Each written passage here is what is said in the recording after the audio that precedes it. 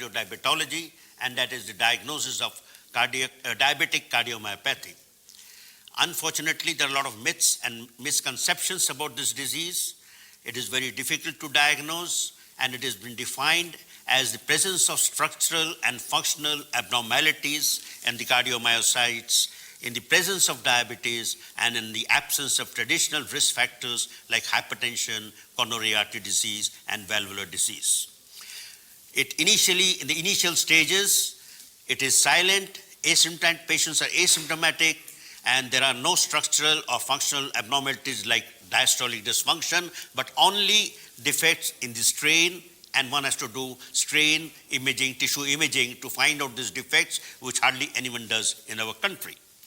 In the middle stages, the patient develops diastolic dysfunction and can develop heart failure with preserved ejection fraction. And then we can pick up with echocardiographic and the presence, high levels of pro-NT-BNP levels. In the later stages, the patient develops systolic dysfunction and heart failure with reduced ejection fraction. Unfortunately, we pick up this patient at this stage. The message I want to give you is we should pick up the patients in the stage when the patient has diastolic dysfunction and patient had heart failure with preserved ejection fraction, and one has to be a very high index of suspicion has to be there.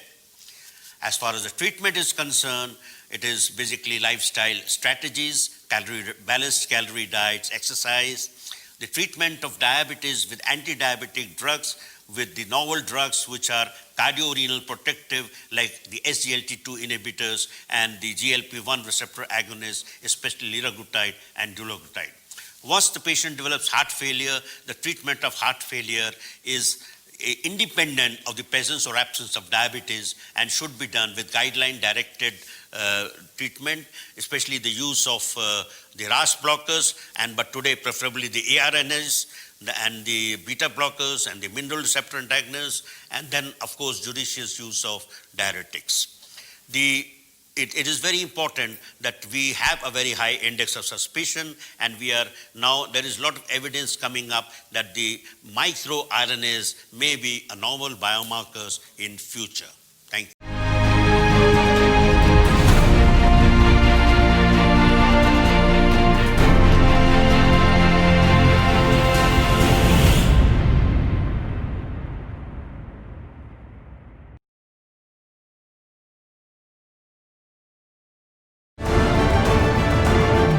Insights from the world's best medical minds.